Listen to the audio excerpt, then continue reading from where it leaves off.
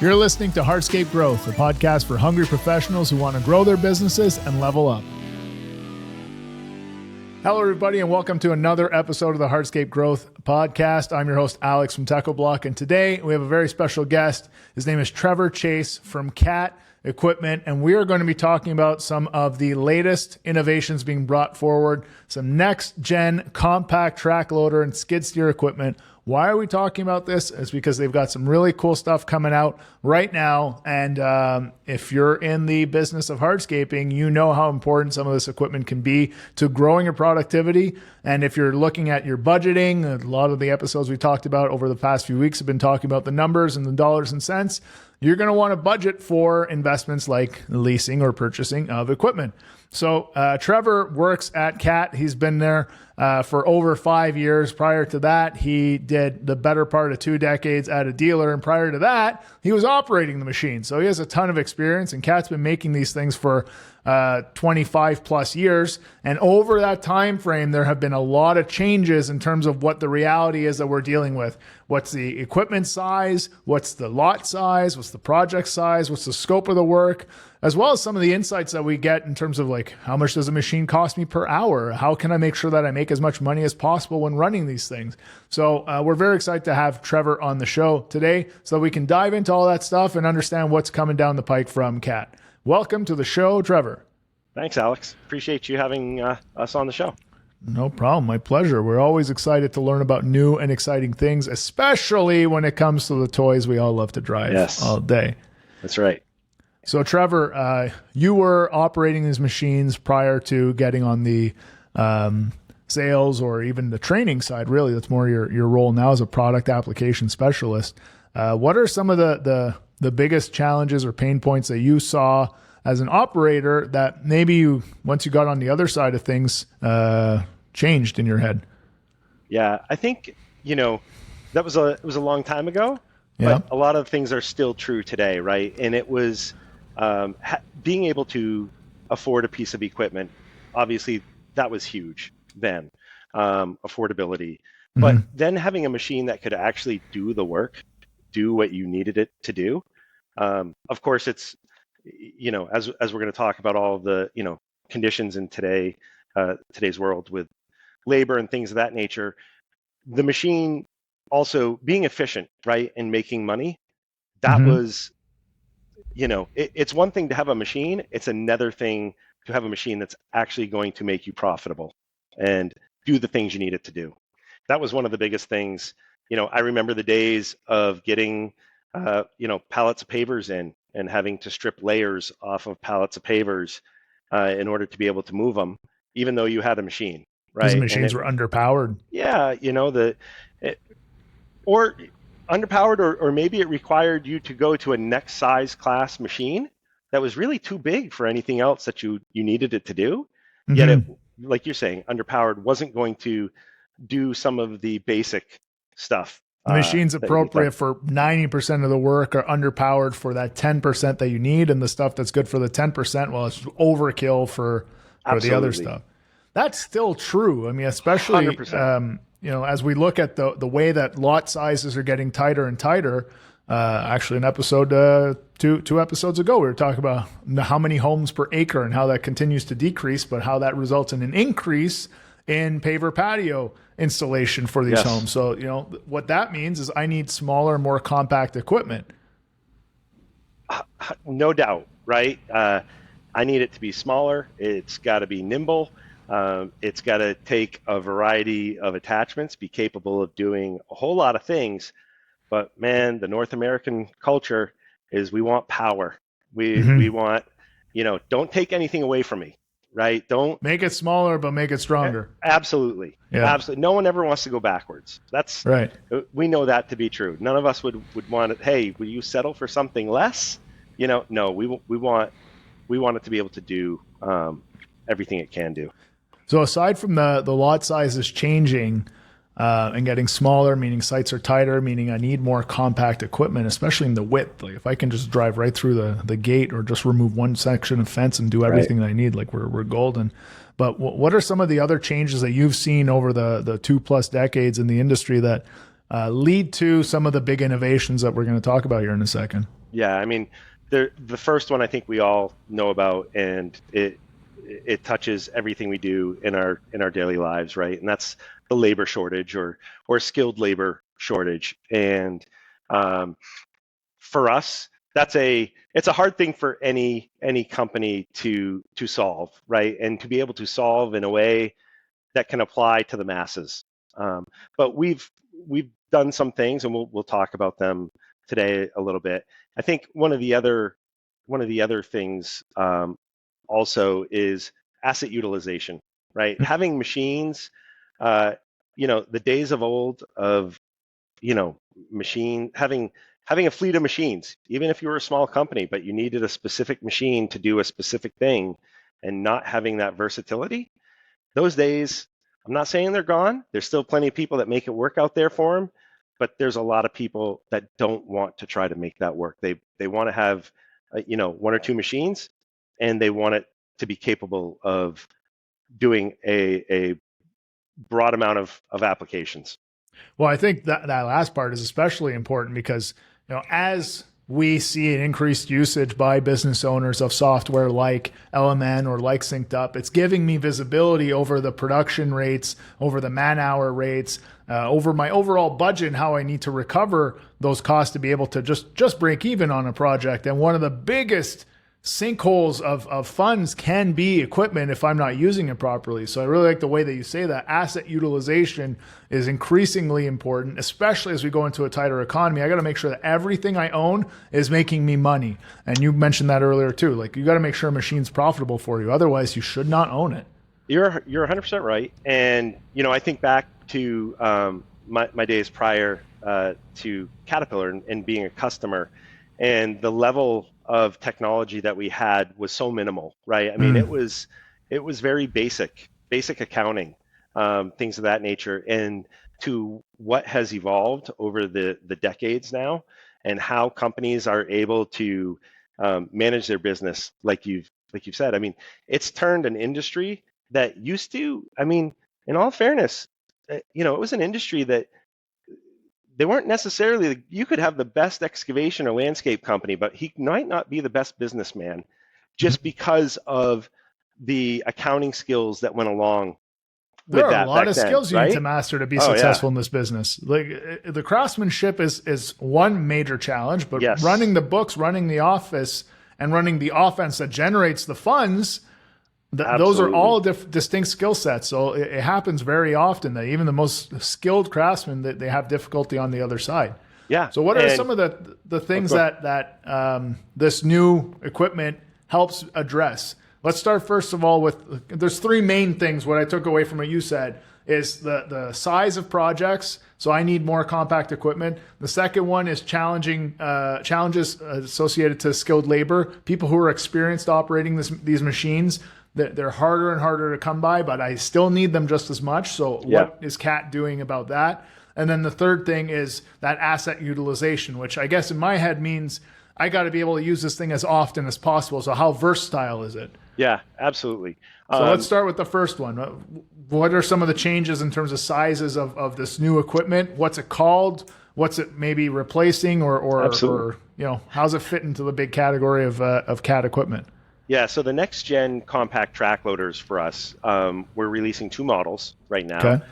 the 255 and the Cat 255 would be most like the Cat 259. So in general terms, we can say it's kind of that replacement machine for the 259. And we're also introducing a new 265, and that is the replacement machine for the previous 279 and 289. It was a D3 series for us. So the machines, big changes, ground up redesign. There are essentially what we call these buckets, right? These major changes, and we've simplified it into power, performance, and comfort.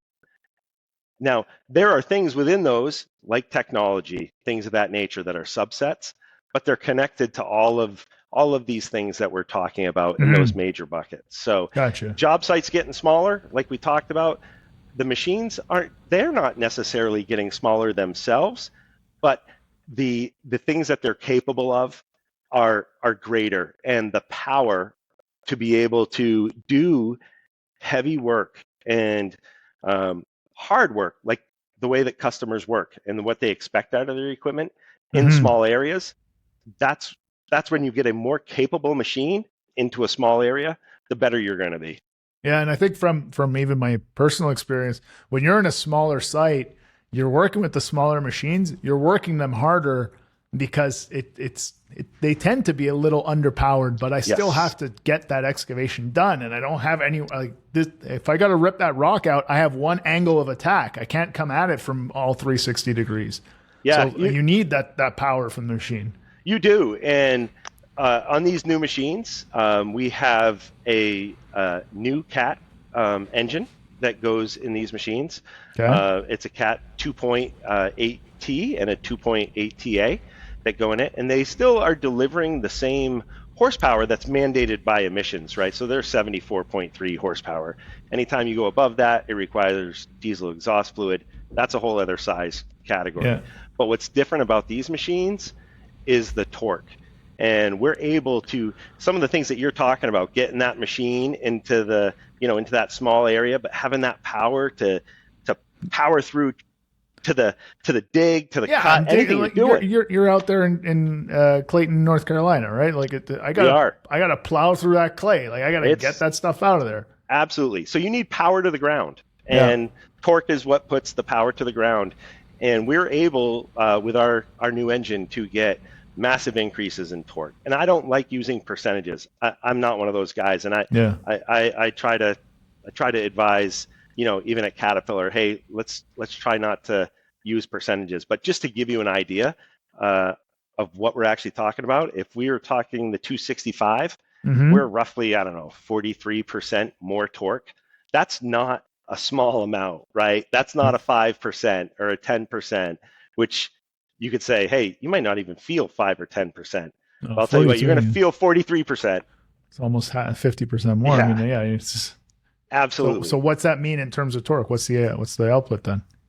So the torque itself is not necessarily a measurement of the torque. Okay. We're really talking torque curves at that point. So when you've got torque and you're putting that power to the ground, what tends to happen is as you put a load on a machine, that torque curve will start to dive, right? Your engine will lug. If it lugs too much, you'll feel like it's bogged down, maybe gonna die. What these machines are able to do with that higher torque is not get that lug and bog feeling. So it'll continue. If you were pushing through a pile right now, if you had a 20 tons of material in front of you and you're pushing through that pile, good torque is when you continue to push your way through that through that pile without feeling like, all right, I got to back it off, or I got to lift up my arms, tilt the bucket a bit. Exactly. Okay. You got to start doing the smoke and mirrors type of stuff to make things happen. Now you got the right torque, and that stuff you don't have to worry about. So the greater torque in this instance is really about giving me the consistency of the power as I'm moving through the material. Absolutely. Okay. Absolutely. Making that power usable, right? So because it's great to say like, oh yeah, I got 75.3 horsepower, but if it bogs down as soon as I get that bucket 4 feet off the ground, what the hell's the point? Yeah, what good is it at that point? 100%. It's a better use of the power, using more of it more efficiently, and it's something that I say with these machines, it's a seat of the pants feel. You get in the machine, you try the machine, and you feel it. You notice, hey, what have you done? Something's different in this machine. What are some of the things that help you achieve that? Like there's the new engine, but are there other components, or is it like the way the computer communicates the different components? Like right. What's doing that? Yeah. So if you combine our engine, our new engine, and its capabilities within torque and its output, but also, we have a team at Sanford where we build these in North Carolina, and we have some tuning gurus, and these guys are the best of the best, and they work nonstop at figuring out how are we going to tune this machine to be the best it can be in every situation, right? And I got to tell you, they've always done a great job, they went above and beyond and got it even better with this machine. Our tuning is fantastic. It's one of those things as an operator, many, many years ago, guys, they were more simple machines, but you don't want to have to think about it, right? Mm-hmm. Like I just want to get the Get machine. in I and want it go. to do what it's supposed to do. And you have a good machine that is tuned right when you don't have to think about it. And that's where we are. That's great. Yeah. It's an amazing thing. There are plenty of machines out there, great brands that exist out there, but I truly believe that our tuning and our team that works on that is at a whole nother level. This episode is brought to you by Hardscaper.com. The Hardscaper mission is to empower industry professionals with the skills, inspiration, and confidence they need to take their businesses to new heights. Struggling with training programs for your team? Looking for helpful tips to build a better company? Subscribe today to gain access to hours of interactive, on-demand Hardscape construction and business courses for free. Check out Hardscaper.com. So would you say like that's one of the major differences? Because the CAT machines they're not the least expensive ones out there. They're not. Right. Everybody knows that. But the guys who drive CATs freaking love driving CATs. Yeah. And is it because of that feel that the power's optimized and this like it does what it's supposed to do all the time and I'm not compensating, I'm not compromising, I'm not settling? Is that really what it's about? I don't have a lot of experience driving machines, I'll be honest, so that's why I got to ask the question. I think you're 100% right that's exactly what it is. And like I said, there's a lot of competitive machines out there. I always like to think that, and they're all good. You know what I mean? I'm not. Mm-hmm. Everybody makes a good machine. Well, anyone putting anything out in this decade, like it's got to be half decent. Like it's not going to survive. Your brand won't survive if it's trash. Your brand is dead. For sure. So I think what has happened, or what the norm has been in a lot of those situations, is that some of those machines do something, like maybe one thing, really great. Mm-hmm. It might have really high lift height. Or it might have really strong lift and tilt breakout forces. But the trade-offs are that it doesn't do something else well. It doesn't multifunction. If you were to go and you're traveling and you want to lift and dump or move and turn at the same time, you will often find that there's some deficiencies in a machine like that. So to what you had said, yeah, I think that's almost the secret sauce of, we've got the hardware and the right design to make all of these things happen. But then when you put that in with the tuning, where the machine is going to now lift really high, have super tilt and lift breakout forces, and at the same time, multifunction really well, but not fall on its face when you try to do multiple things. Yeah, that is a signature goal for Caterpillar and our equipment, making sure that we can be the best in all of those things instead of just one thing. All the things it's supposed to do, it's the best at it. Yeah, and so I would say that with my product that I'm working with, absolutely, our D3 machines, fantastic machines. But there were some competitors that had done some things in the last 5-6 years or so that had greater forces than us or greater lift height than us, and yet we multifunctioned really well. But maybe someone couldn't get over the lift height requirement, or they were really hung up on travel speed. What we did with these new machines is tackle every one of those things. We went after every one of those so that we would be up here in all of them. I think, not to cut you off, but I think it's everybody says that kind of stuff. But I think where I have a tendency to believe you is having worked together with Kat over the last few years, having had the privilege of going down to that training center that you have in Clayton and really seeing how you have, like you, a specialist for every type of equipment, and you have 10,000 operators coming in through there for training, that you're getting all kinds of feedback. So when you're saying like we listen and then we try to optimize for the deficiencies that people bring to the table, when you have that many people coming through, I believe it. Yeah. And a lot of these other brands, they don't necessarily provide those training opportunities, which by rebound means that they're not getting the same feedback opportunities.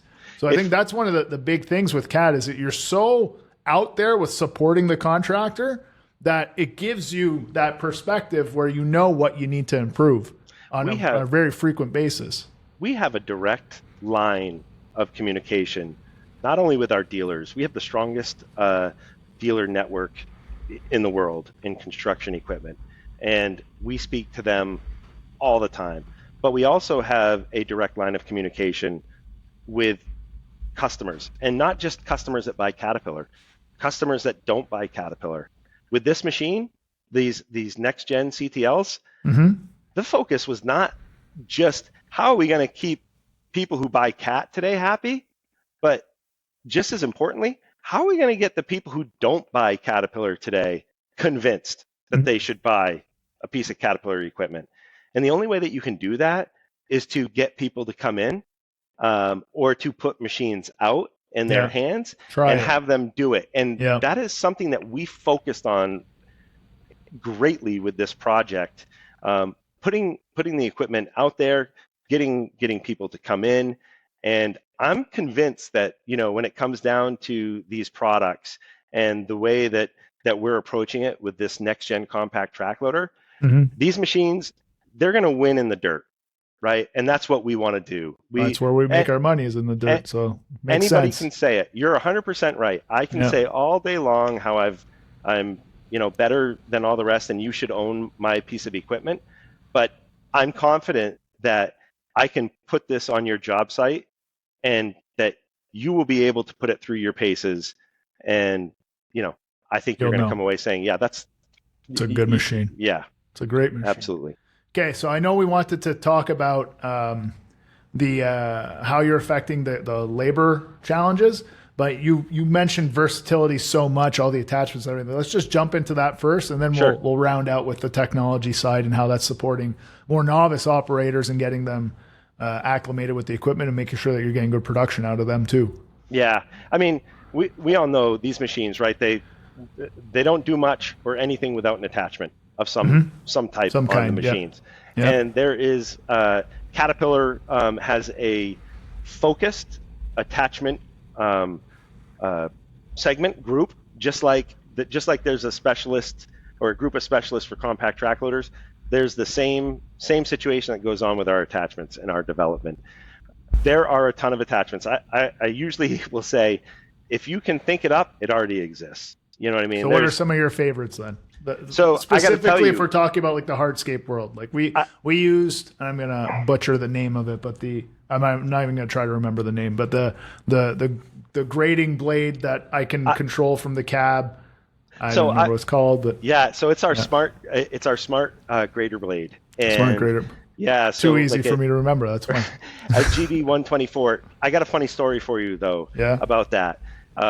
Several months ago, back in the summer, I was doing a project at one of our facilities, just trying to clean up an area so that we could run our machines without interrupting other people's stuff, right? And we had one of our next gen machines, and we had a dozer, the smart grader blade on it. And I went out and I spent, 8 hours that day on that machine. I got off of that machine with a smile on my face and said, this is game changing. And hey, these aren't new.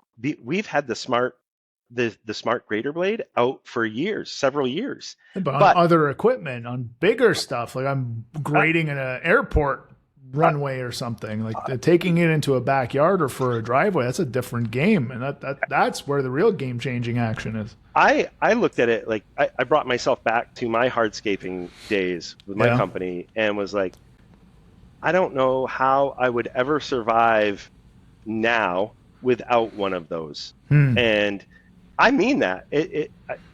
I truly mean that. I am convinced that it's one of those tools that as long as you can get the work, and it's a tool that will benefit you in getting the work, that you should get things done more precise, just enough material, and be cost effective, right? Which is super important. Like it's, you're saying it almost in passing, but like it's critical. The next 6, 12, 18 months, the economy is not going to be great. And our customers are not going to be like, oh yeah, well, whatever, 10,000 more, 10,000 less. Like you have to have a really sharp pencil. You do. And you need to be able to leverage the equipment that you have and the technology out there so you can be as precise as possible, because that's going to be the difference. Sure, designs are important and quality materials and craftsmanship and everything, but where the money is made or lost is in your precision, from the quote to the build to the after build, and the equipment you use is super critical. No doubt. And this specific attachment, the reason that you and I are even talking about it is only because when matched with this next gen machine, and we can talk about that in a second, but I together, when I was in it, you don't have to have all the technology. You don't have to have 3D. You don't have to have 2D. You can use it with just some assist features and basic reference, and you can go out there and just with the technology that's in the machine, you can lay out a flat pad. You know what I mean? Okay, so tell me about that then. So I'm relatively new. Let's say me. I'm a marketing director. I've operated machines for 20 plus years, but once in a while, I'm not bad, but I'm not an expert. So let's say I get hired tomorrow morning and I got to operate a skid steer, and we got to flatten out this area, or we got to put a 2% grade. Like, how do you make it easy for me so that my boss, who's trying to grow and build a business, can trust that me in that machine is going to get the job done in the amount of time that he forecasted? Yeah, so you can take the machine, which has the smart technology already on the machine side, and then you can take the smart attachment itself, which also has smart technology. They give each other that kind of handshake, letting it know, okay, I've plugged into this smart attachment. I now, in this new machine with a touchscreen display, large touchscreen display, can let it know, yep, I'm here, I'm going to use this tool, and hey, I'm going to set the grade at 2%, or I'm going to zero it out and I want to do a flat pad, and I don't have to have any external reference unit on there. Don't need any laser guidance or anything like that. I mean, granted, if you're going to go, if you're talking over a very long, if you were doing a football field, would you want external reference? Of course you would. Sure, right? But we're not talking about that. We're talking about Mrs. Smith's backyard. That's right. If you're just doing a lawn install, and then maybe on the other side you're going to do a patio or some areas like that, and you can just set it on the fly, and that machine is going to keep that tool where you want it to be. So it's going to adjust the height and the angle, and even as I'm going over some uneven terrain, the blade is it's adjusting and keeping it exactly where it needs to be. You nailed it. And what's new with the next gen machine that we're talking about, not only do you have that power and performance that we talked about to continue to carry the heavy load, even on a greater blade, but inside in the operator station, I had mentioned that touchscreen display, but also new joysticks that have not been seen in the industry. When you combine them, you don't take your hands off the joysticks at all to do anything in your display, including any of the tool functions. I call them fighter pilot joysticks because that's what they remind me of. Everything is right there, and you can make adjustments on the fly, and you don't have to press multiple buttons to do. You don't have to do a magic pull of a trigger over here and a button push over here if you want to. It's as intuitive. It's intuitive. It's a left and right on this one, or a right and left on that, and the blade moves the way that you want it to do, and the way that you think, the way that your brain would like to see. So I have control with the sticks, and on the sticks I have smaller sticks, kind of like a video game controller. Right. Xbox or PlayStation. Absolutely. You have buttons and a control pad just like you would on a PlayStation or Xbox. And at the same time, not only does it do the attachment, but like I said, you can go in and you can change creep control, how fast you want to go, in your machine. You can change settings. Everything It's linked directly to the no jog dial off to the side, including simple things like, hey, I want to take the phone call. I'm going to press the button and take the phone call, or mute the radio. Basic things, but it's all right there. All in your hands. Yeah, and that's we're talking about this labor shortage and then people being in machines longer periods of time. I mean, there really is something to having your workers happy, right? And that's something that not everybody buys into, and we get it. And we offer a level of that machine that doesn't have all of that, but has all of the things that you need, but it may not have all of that stuff in it. But we've added things like ventilated seat. We've put more seat travel. You can, if you're a bigger guy like myself, you're going to fit in that machine a whole lot better. Going to be able to get the adjustment to where you need it. You're going to be comfortable. We've changed our HVAC where it blows, where it how you're comfortable as an operator running that machine, and it's just all of those things these things are offices nowadays. You know what I mean? Like work is not only is work getting done with a machine, work is also people are doing business while they're in the machine. Yeah. And we need to accept that, right? The automotive world is there. I mean, I always say that at Caterpillar when we're talking with engineers, it's like, these paths have been blazed by the automotive industry. Look to the automotive industry. That's people's lives. You think about it. Think how many people have you seen on job sites that, they may look like maybe they don't have, maybe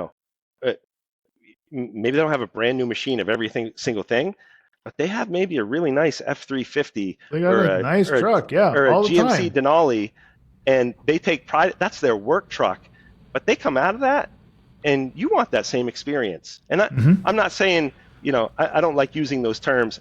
I like saying that's their office. That's their mobile office. It's absolutely true, but I think going on what you're saying there, I think the other thing is the familiarity and adding the creature comforts. It may sound like a stupid thing, right? But think about this for a second. The more familiar the cockpit of that machine is to my everyday driving, the easier it is for someone who's never driven one before to feel comfortable in it. Yes, and that's an important thing to not neglect, because how many people can you hire off the street who've never driven a skid steer? Yep. A ton. Yep. How many have never driven a car?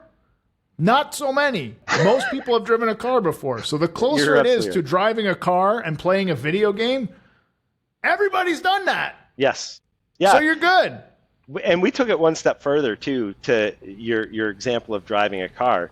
But what if you're on a job site where there's other equipment? Let's say that there's other CAT equipment. Yeah. And you haven't driven a skid steer or CTL. You can now get into our next gen machines, and you're going to see that commonality to the dozers, to the wheel loader families, to the excavators, so that you're not getting into a machine being like, well, what's this? I don't know. This is different from the excavator I run every day. Now Joe's not in today, again. And I don't know. I don't have time to figure this stuff out. That hole takes 2 hours instead of one because I'm constantly no, this tilts this way. Yeah. Yep.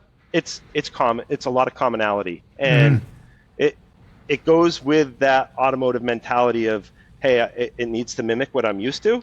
So yeah, we want to mimic those things that we're used to in our personal lives, and we also want to mimic those things that you're used to at your job or your other pieces the of other equipment. Yeah, absolutely. All right, Trevor. So the new machines are the 255 and the 265. Yes. They're replacing the D3 series in comparable sizes with more power, with more torque, better torque curves, easier to operate, better technology, a ton of attachments that have been adapted specifically for this machine so the things marry up perfectly and make it really easy. Yes. And you guys, do you have anything you want to add? I think I'm summarizing it pretty well, but is there anything key that we didn't hit with regards to these machines that people need to know? I think the last thing that I wanted to hit was, I talked about some of those deficiencies that had been there before, just over time that built up. You're going to see in these machines industry-leading lift heights in their class sizes. Industry-leading, forces, breakout, lift, that sort of thing. to go along with the torque. So that performance side, we're getting those, all of them put together to really, I don't know what else to call it other than they're monster machines. Like they're just, you come out of it and say that's a monster machine, and that's a great thing to have when you know that you're going to be able to not only do the work that you have to do today, but when that new challenge comes up tomorrow, that you've got the right piece of equipment to do it. Amazing. So Caterpillar is going to be at all of the Hardscaper showcase events coming up this winter. So if you're looking for that, we're going to be announcing the dates and everything on hardscaper.com and through email and social media and everything in the next few weeks. So you'll be able to sign up. So you'll be able to check out these new machines and learn about some of the programs and deals they have coming up. And also for our listeners, if you are a Teco Pro contractor, there is a special deal through CAT where you can get some discounts on the purchase of new equipment and attachments, not just limited to new equipment purchases. So there's some great deals there. Trevor, I really appreciate you coming on, and honestly, we could probably talk about a bunch of other things, but I think we got the gist of it. Yeah. You're at that training facility in Clayton, North Carolina. If you're even if you're not in the area, you need to go check that place out, because you can drive literally anything. Anything the CAT makes is there, and you hop in and you drive in. They talk to you about it. Can you tell our listeners just like, how do I organize myself to be able to take advantage of that experience? Yeah. So again, we have dealers in every state. There is a Caterpillar dealer wherever you are in your state. There is a Caterpillar dealer. Reach out to the Caterpillar dealer. Talk to them. Let them know that this is something that you want to experience. This is something that you want to do. Work through them, and we can do what we can do to arrange, getting people in here and to see all of the different machines that we have here within the building constructions product, and give people a great experience. We want to make sure people have a fantastic experience, and this is part of it. It's an awesome place, and I mean the thing that tripped me out was the simulation drive. Like you can drive the big loaders, from inside your showroom, and you're driving the machine outside with a computer. It's wild. It's amazing. Like it's crazy stuff. So if you get the chance to check it out, you really need to. Talk to your dealer. Yeah. Thanks a lot for joining us on the show. Very happy to learn about these new pieces of equipment, and we're even more excited to see them out at our shows this winter. Really appreciate the time. And until next time, everybody, work hard, pave harder, and we'll see you next week on the Hardscape Growth Show. You've been listening to Hardscape Growth, a podcast for hungry professionals who want to grow their businesses and level up. Each episode is all about taking the next step in running your business, so make sure you never miss a show by subscribing on your favorite podcast player. And if you're finding this information to be useful, help others in your position discover us by giving us a star rating and leaving a comment. We'll see you next week.